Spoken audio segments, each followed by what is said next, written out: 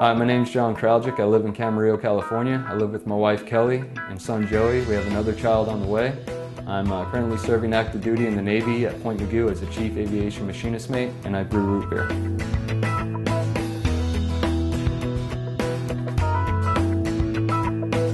I named my root beer Swagger because I've always liked the name. You know, if someone has swagger, they have confidence and they're proud in what they do, so I think that sums up the root beer. The first time I remember having root beer is actually sarsaparilla in this little western town in Scottsdale, Arizona called Rawhide. And it was in a glass bottle, and you know, just walking up and down the streets, the dirt roads and stuff, it felt cool being a kid with a glass bottle of sarsaparilla.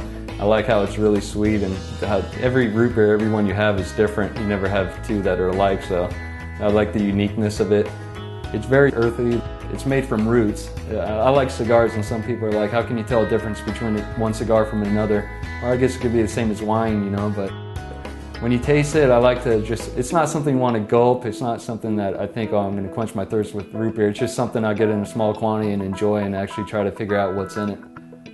I've always liked picking up hobbies. My wife says I got a different hobby every month, but this one stuck a while, and she knows I love root beer, and she would bring it back from the store, and then occasionally it slowed down, so I figured I've always wanted to brew beer, and root beer is essentially the same thing, so I started brewing it myself, and now I have a steady amount on tap, so I got 5 gallons at a time on draft whenever I want it, so it's readily available.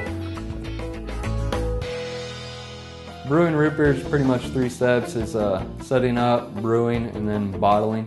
You've got to set up all your ingredients, get the appropriate quantities, measure out your sugar, your roots, your extracts, whatever you're going to use. And when I make my sarsaparilla, I use the licorice root and sarsaparilla. When I make my root beer, it's sassafras, licorice, and burdock. And then one critical thing is to sanitize all your gear. Everything that's going to come in contact with your brew, you want to sanitize it with like a bleach solution, because if you don't, you get wild yeast and bacteria that can also give you off flavors or smells in it, so especially when you're fermenting with yeast. So you want to make sure everything's sanitized, and you're going to get your water, and whatever quantity you're going to make of a brew, you're going to put half of that in the pot, your stock pot. You're going to simmer that and then add your roots, and that's called your wort. Now as you simmer that, you're going to simmer it for about half an hour, stir it occasionally, and keep the stock pot lid on top.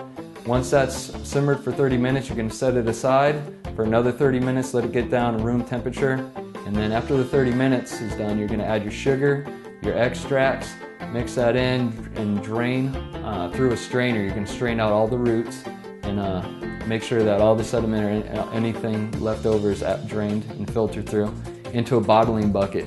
If you're going to use yeast, once it gets down to about around 80 degrees, you pitch in your rehydrated yeast, and then you can bottle in either bottles, or you can put it in a 5-gallon Cornelius keg like myself and use CO2 tanks to force carbonate it.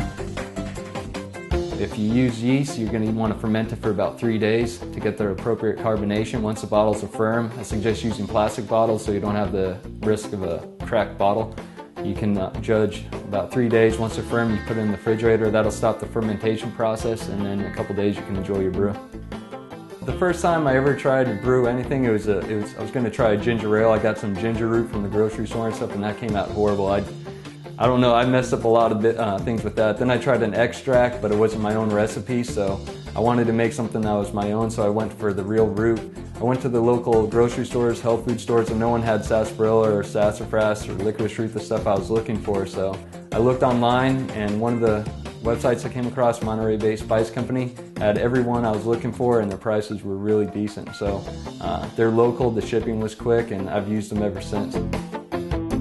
Being married and having a small son at home, you know, I like to spend my time with him during the day, so I find myself brewing mostly late at night. And I think it was the weekend that I emailed Scott over at Monterey Bay Spice Company with a question in regards if the roots were already rinsed. So this would save me time in my brewing process, so I wouldn't have to do it. I sent an email out.